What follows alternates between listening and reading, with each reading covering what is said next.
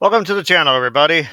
Tool Army, glad to see you again. I'm willing to bet that being fans of Tool, you're probably a pretty patient lot, but I do feel it has been far too long since our last Tool reaction. Far too long since I escaped from the Undertow, and now, guys, I feel like I need an anima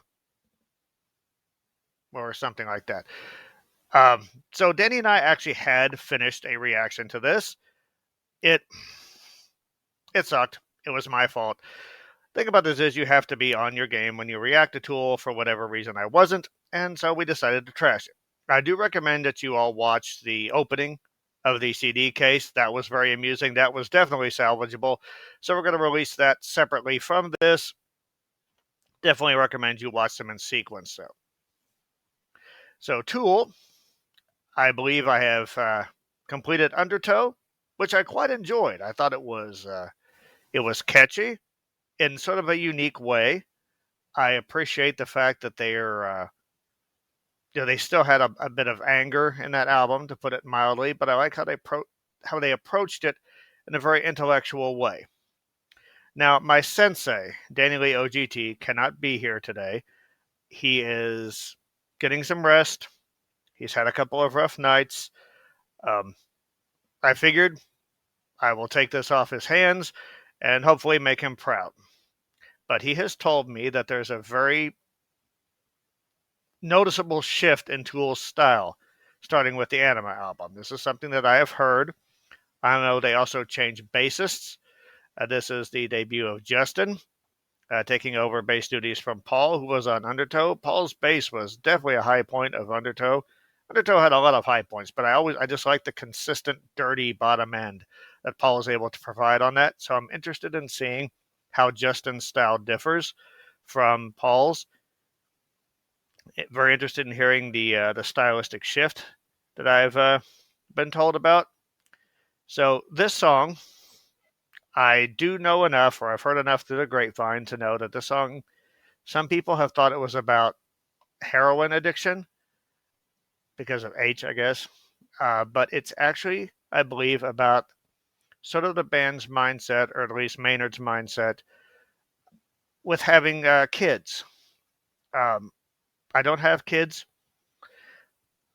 A lot of my friends have, and they've told me how parenthood changes you. The one perspective I can kind of offer that is that when my mother got ill, when she was dealing with cancer and was bedridden and in the hospital, I kind of had to take on the role of provider and help her out through some things, just keeping her clean and that sort of thing. Um, and that was super gratifying. But it did change the mindset, you know. It can't just be about you when you're a parent, or whenever you have someone that needs you. It can't be about you. So a lot of times people, they're young, they're growing up, they're enjoying life, they're living life moment to moment, and then they have kids, and all of a sudden it's like, oh my god, all of this responsibility, and now it can no longer just be about them. So I'm really interested in hearing Maynard's take on this. I do not have Danny Lee's awesome gravelly voice, as I'm very fond of mentioning. I'm going to read these lyrics, and then I'm going to dive into the song. All right, so thank you guys for being patient with me once again. Like Tool, I'm going to build this reaction up. Hopefully I can deliver as good a payoff, or at least one that's worthy of your time. All right. What's coming through is alive. What's holding up is a mirror. But what's singing songs is a snake, it is, looking to turn my piss to wine. They are both totally void of hate, and killing me just the same. The snake behind me hisses what my damage could have been. My blood before me begs me, open up my heart again. And I feel this coming over like a storm again, considerably. Just right off the bat, like Maynard's lyrics, you could release him as a poetry book. He's a fantastic wordsmith. They on the channel they like to call me the wordsmith. Maynard Maynard makes me feel like an amateur. I'm sorry. Venomous voice tempts me and drains me, bleeds me, leaves me cracked and empty, drags me down like some sweet gravity. The snake behind me hisses what my damage could have been. My blood before me begs me, open up my heart again, and feel this coming over like a storm again, now. And I feel this coming over like a storm again, now. I am too connected to you to slip away, to fade away. Days away I still feel you, touching me, changing me, and considerately killing me. Considerately killing me. Considerately killing me. Considerately killing me. Without the skin, here beneath the storm, under these tears now, the walls came down. Once the snake is drowned, and I look in his eyes, my fear begins to fade, recalling all of those times. I could have cried then. I should have cried then. As the walls come down and as I look in your eyes, my fear begins to fade, recalling all of those times I have died and will die. It's all right. I don't mind. I don't mind. I don't mind. I am too connected to you to slip away and fade away. Days away, I still feel you, touching me, changing me, and considerately killing me. Considerately killing me, yeah. Considerately killing me. Okay, so the H there could also be for heavy, because of very, very heavy imagery there. So, guys, wait is over. It is time to begin the anima. It is time to listen to H.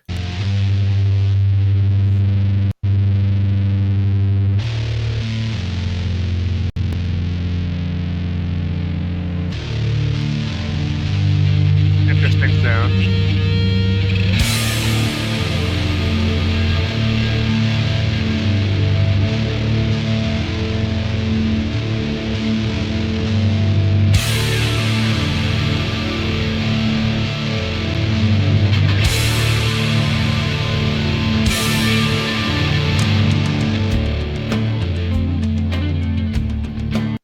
Okay, so right off the bat, a very subtle change, but a noticeable one. And normally, I think on Undertow, the song would have broken into some kind of a catchy riff by now. This one, it was very moody. It seemed like just like chords being strummed, and then Adam sort of building on that as he does. They did not break into sort of any kind of heavy riffing. They're going right into this drum beat and sort of clean toned guitars. If the pattern holds true, if Tool can be said to have a pattern, but Maynard usually likes to come in with a light sound that sort of seems to like dance or sort of waft over the band's sound and then go into a heavier bit. So let's see if that holds true. I'm going to start this all over again. It's a very interesting sound that they opened up with. I wonder if that was produced any, or if it's just Adam using his distortion in weird ways. He's really good at sculpting the guitar sound into some very interesting sonic structures.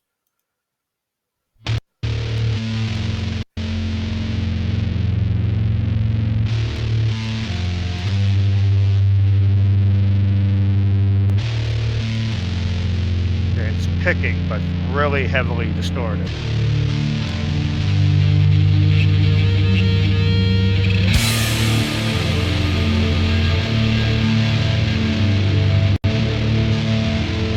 I just escaped the undertow, but this feels very murky. Maybe this is sort of a callback to the undertow. Sort of like connective tissue.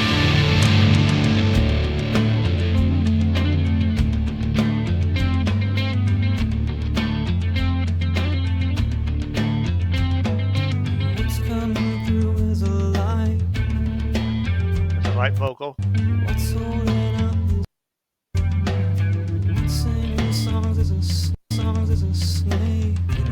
Stop skipping. Gonna go back a little bit because the buffering. I promise I will get the buffering figured out. But a similar vocal entrance from Maynard, it sounds much more somber than he normally does. There's usually sort of that pent-up energy percolating even in his lighter, cleaner sound, just sort of waiting to burst out. This kind of sounds more downcast.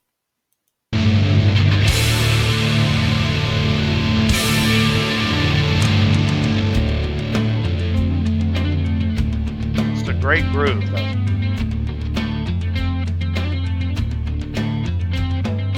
What's coming through is a light. What's holding up is a mirror. What's singing songs is a snake. Looking to turn my pistol wide.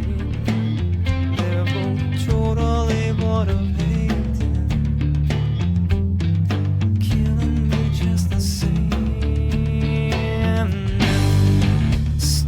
So if you notice, his tone and his placement are very consistent, but at the end of each phrase, he always does something a little bit different with the sound. There's sometimes some very subtle runs that seem to be angling downward to a point where you can barely hear them. This one, it's sort of like crescendoed up a bit. I'm going to go back again. See, while he can generate a lot of volume, The Grudge has one of the most badass screams ever, for instance. I'm getting way ahead of myself. Maynard sometimes does things so light and so subtle that you kind of have to listen twice to hear them. Like they'll pass you by if you're not sort of waiting for them. Starts again. What's holding up is Get it?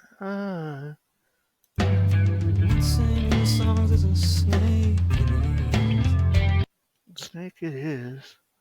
Looking to turn my pistol wide. They're both totally bored of hating. Killing me just the same. I'm sorry, I promise I'll stop pausing, but there's like almost like it's like a shadow consonant. Maybe like a ghost N or something on one of these lines. They're both totally bored of hating. Hating. Killing me just the same. Snake behind me hisses what my damage could have been. My blood before me begs me, open up my heart again. And I feel this coming over like a storm again. So before, I think by now, Maynard would have gone into sort of the shoutier aspect of his voice. The activity is picking up. It seems like sometimes he's constricting a bit more. There's more expression within the words. But once again, it's a much more gradual escalation.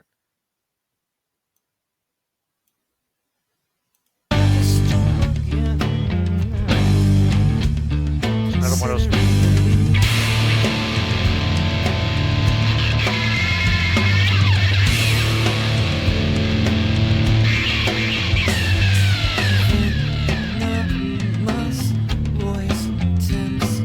Guys, try not to pause. I'm really going to go back and listen to that slide. And I'm going to because I was talking over Maynard. Christ. Tool is a tricky band to react to. I've always mentioned before, like you can't headbang or dance, although I could definitely imagine dancing to this. If I had any rhythm whatsoever or any skill at dancing, I think dancing to this beat would be really fun. But it's also hard to react to. It's like, where do you pause on a Tool song? You know what I mean? Like, I'm waiting for something interesting to not be happening. Tricky. So please bear with me. Let's try this again. Open up my heart again. I feel this coming over like a storm again. So you hear more emotion coming into the vocals, but he's not raising his volume any. Considering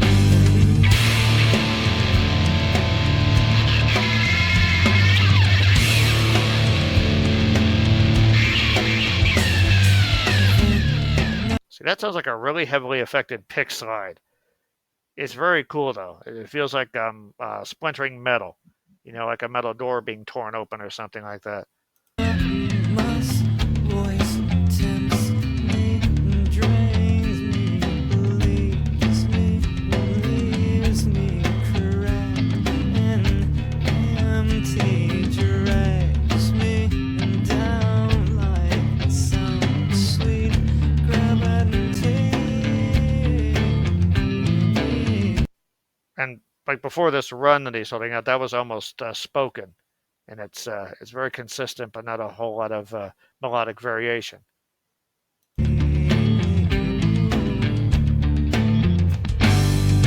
Sneak behind me hisses what my damage could have been. My blood before me begs me, open up my heart again. And I feel this coming over like a storm again. Now I feel this coming over like a storm again. Now. Okay, as the music seems to be building, there's some distorted chords coming in here.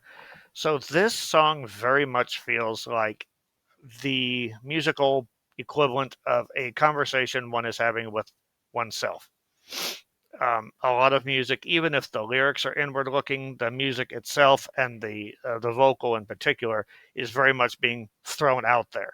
Um, again, Danny likes to mention that I'm a fan of 80s hair metal, but yeah, like Living on a Prayer by Bon Jovi, that is thrown out there for as many people as possible to see. It is loud, it is exuberant.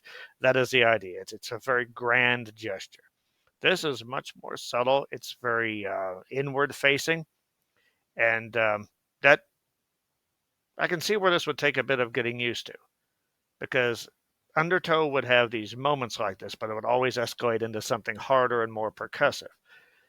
We haven't gotten that yet. There's no saying that we won't, but it's definitely a slower and more gradual build that's full of a lot of very subtle movements, both musically and vocally. And again, I feel that it's interesting when you're a parent, especially when your kids can understand what you're saying. You sort of have to sometimes keep things under your breath. I remember, passing by my dad's room, and he would be talking to someone or talking to mom, and he would notice me, and all of a sudden his voice got quieter. Or sometimes you have to keep your voice as quiet as possible to keep from waking up a sleeping infant. That is almost what Maynard's vocal sounds like. It sounds like someone who is sitting in the same room watching a child sleep and is sort of singing this conversation to themselves. Now, I realize I'm saying that because I know what the lyrics are, but conceptually it does seem to fit. At least I've heard what the lyrics are supposed to be about. It does fit conceptually, though. And regardless of whether or not that image is correct, again, it's this the song is playing entirely in subtleties right now. We're gonna go back so we don't have any more skipping.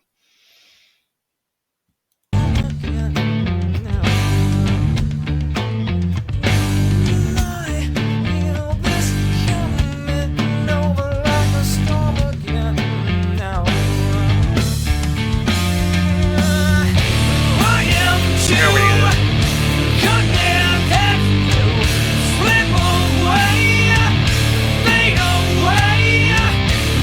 Both amazing diphthongs right there. Way. I think on the second one he added an offset. The first one was way, and the second one was way.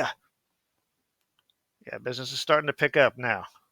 Days away, I still feel you touching me, changing me.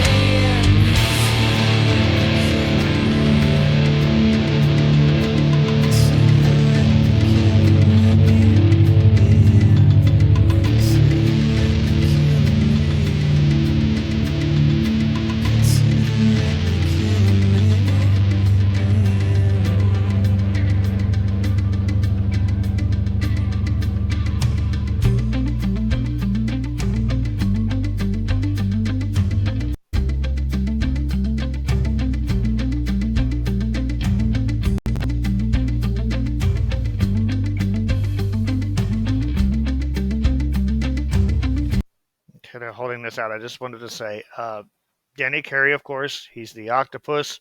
He's a beast on the drums, can utterly pummel those things into oblivion.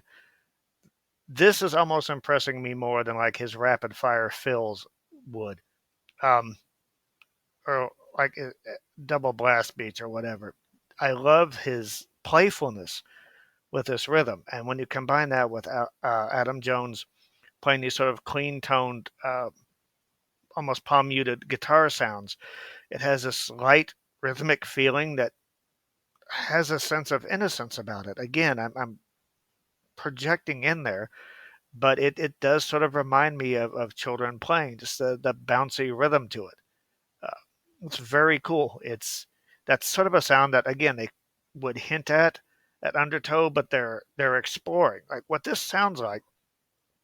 Just after that chorus bit or the heavier bit, is it seems like they've sort of taken what would be called the template from Undertow, and they've shortened down the heavier, more percussive parts, and they're stretching out the lighter parts, and they're building more on the lighter aspect of it. So you can see them transitioning now from the sort of very percussive, proggy, grungy, rocky, tooly thing they were doing before.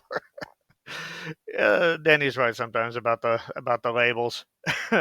It's Tool, but they're transitioning from a much more rocking sound on Undertow into this the more Floydian aspect that they become known for. Again, there's obvious connective tissue between this and Undertow, but it's obvious from future songs, and I'm giving away the fact that I have heard a few of these. But if you listen to things like Descending, for instance, or Invincible, they have definitely come to own this style. But this is fascinating how this is sort of you can almost see the form that is Tool kind of mutating and changing as a person needs to do. As I mentioned, when you become a parent, you have to change, you have to mutate, for lack of a better term. You have to change form in the name of functionality. So I heard someone, well, I didn't see, but I saw on a comment on YouTube, someone referred to Tool as boring dad rock. And obviously, the band is laughing all the way to the bank and to the accolades. And I don't think Maynard gives a shit. But conceptually, like whether or not you dig their sound, conceptually, their music is always so fascinating. Pink Floyd would talk about the division between the architects and the musicians. David Gilmour talked about this for like half of them. I think it was Gilmour and Richard Wright that were the musicians, and then Nick Mason and Roger Waters were the architects. So they had completely different ideas on how to present music.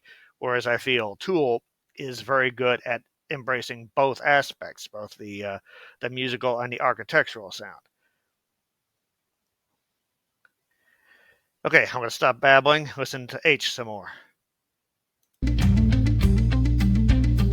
But I love this. It's so pleasant.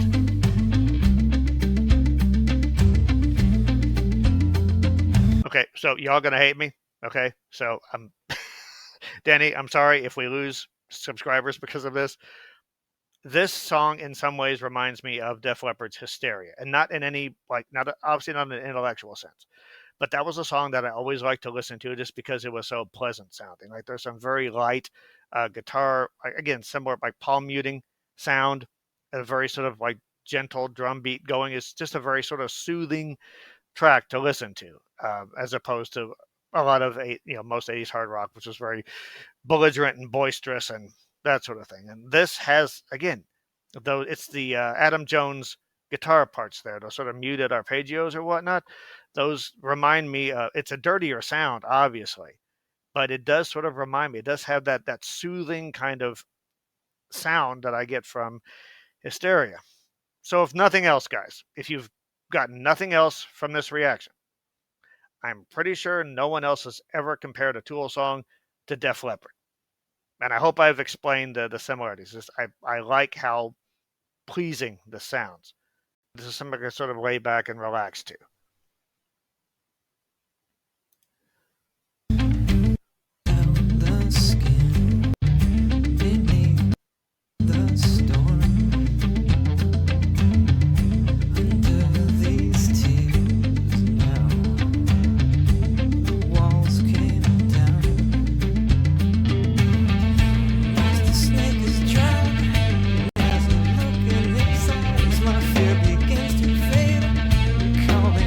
Times I could have cried then. I should have cried then. As the walls come down, and as I look in your eyes, my fear begins to fade. Calling all of the times I have died, will die. It's alright. I don't mind. I don't mind. I don't mind.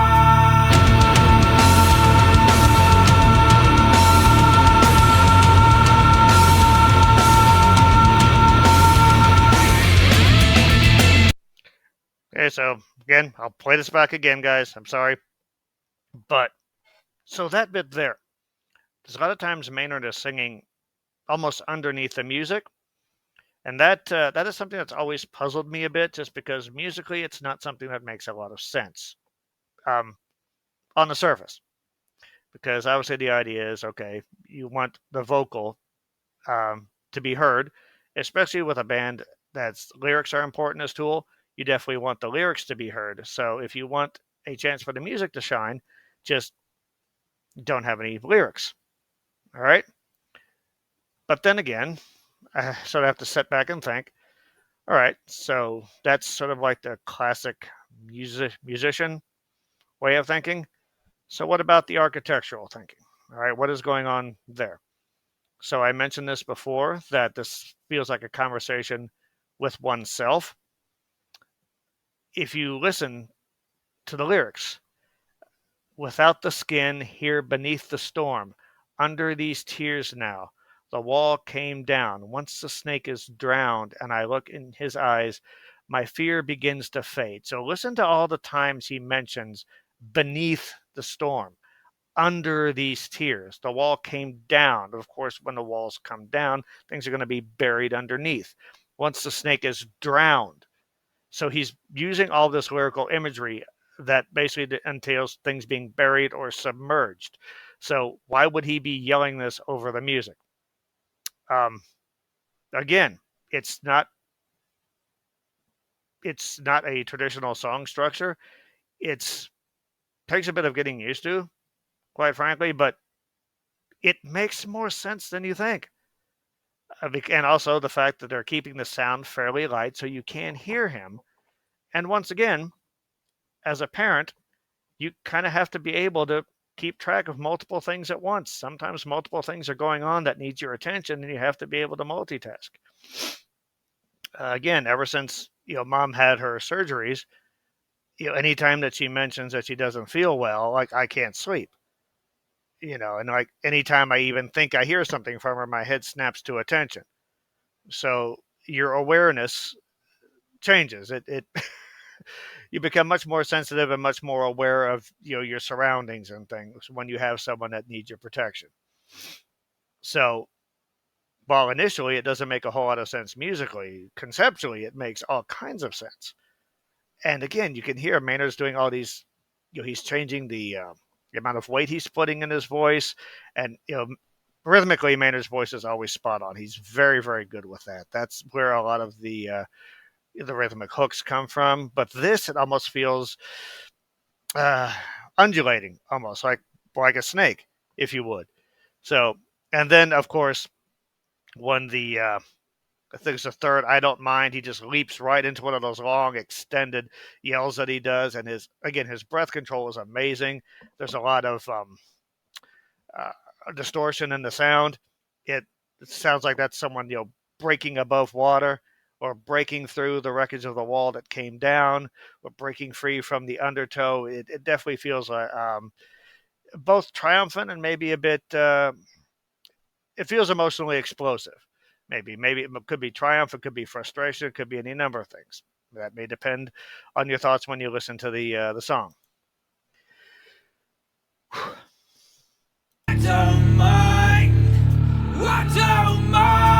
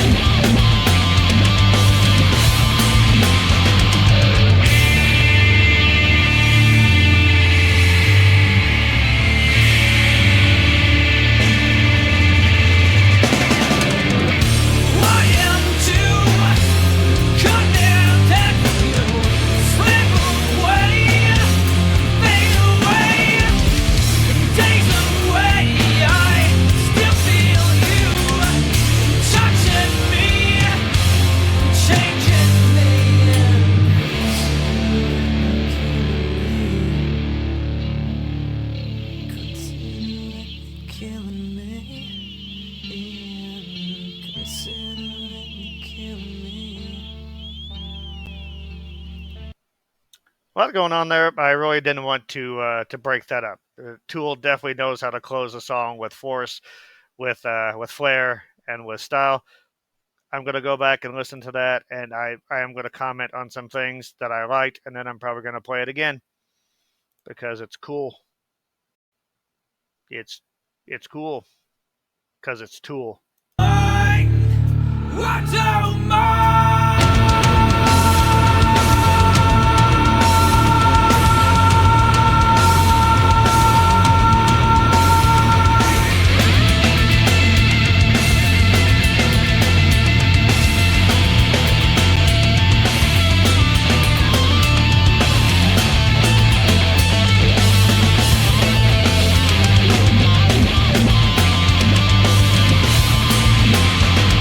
Some really nice use of the wah pedal there. This isn't so much of a solo as it is just an interlude of very carefully constructed noise. It works though. It most definitely works. It's the sound of chaos that Adam Jones is so good at presenting. Going back.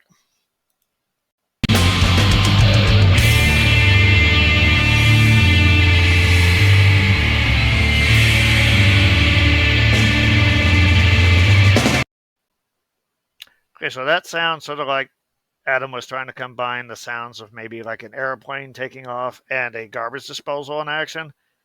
That was very strange.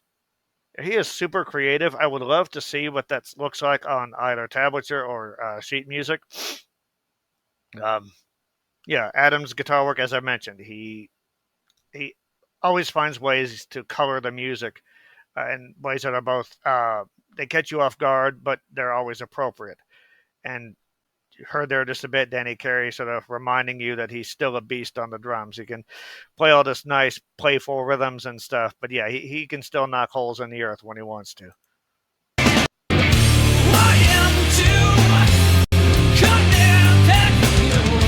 And this I guess again, this chorus bit a perfect extension to that last bit there. A great callback.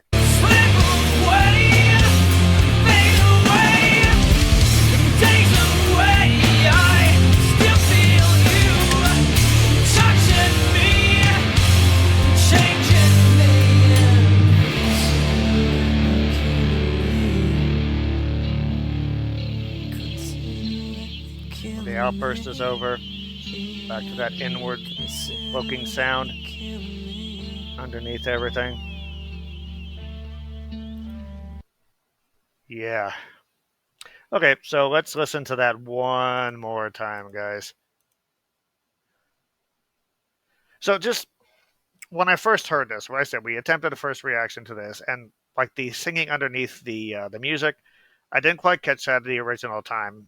Like I said, you have to be on your game when you're reacting to Tool because they do things their way, and it may not be the way you like things. It may not seem appropriate at the time, but there's always a reason behind it, and you sort of have to put yourself in their headspace. So I think the mistake I made was I wasn't following along with the lyrics the first time. Like the bit where he's singing under the music, and there's so many allusions to being under something. Like then all of a sudden, like it becomes very compelling. It's like, okay, yeah, I totally get this. Um, I do somewhat see though how like if you're listening to Undertow and you hear this, I can see someone missing like those big rhythmic punchy hooks. Like there is no, belligerent fucker bit here. This is a much more mature band, but again, there are there's brief flashes of the anger of old. Uh, that scream that Maynard did there was definitely on par with anything he did from Undertow, and bands evolve. Like I said, they definitely take this sound and they make it something totally unique and something totally their own. I am fascinated by this hybridization though of old and new Tool. I like the fact that I can still hear elements of Undertow in this. So I guess for me, it's not as drastic a jump as it might have been for some people. It's just the emphasis is placed differently. It's for me, it's a subtle difference, and I guess I listened to enough Tool to recognize that subtlety is Tool's musical currency, and I am digging that. All right, guys, take it home. I don't mind. I don't mind.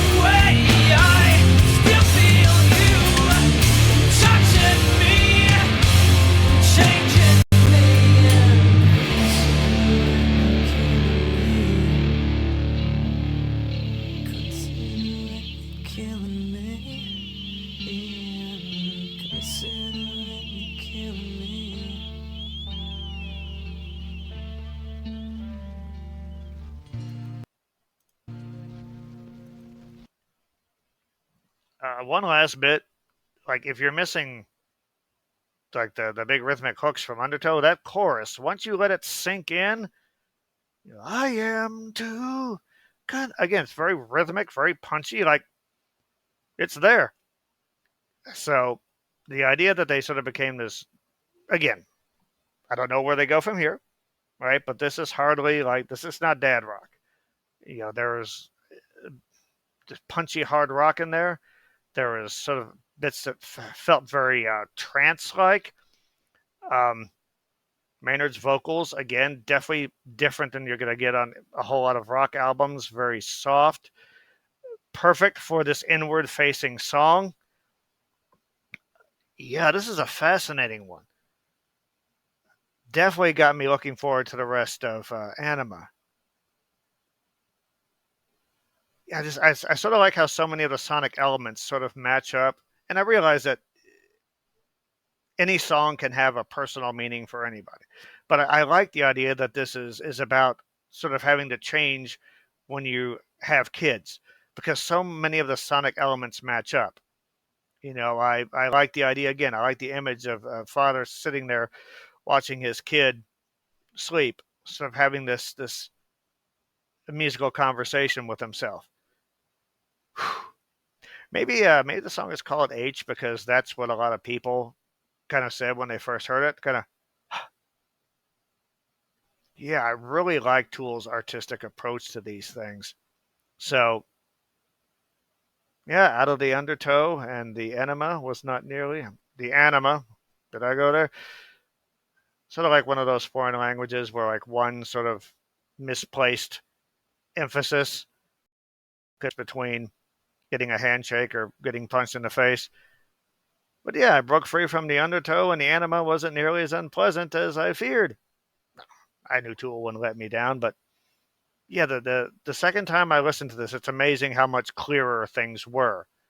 So, Danny, if you're there, love your brother, missed you. Hope you'll be there on the next one. Hope you enjoy this, Tool Army. I hope you enjoyed this. I hope you'll continue joining me on this Tool journey. I'm definitely looking forward to hearing the rest of Anima. And yeah, I promise you won't have to wait 2 weeks for the next reaction. So thank you all so very much. This has been a pleasure. I'm still not having kids, trust me. But yeah, the band made it sound kind of cool. I'm not going to lie. Mental health is real, guys. Take care of yourselves. Take care of each other. I'll be seeing you around.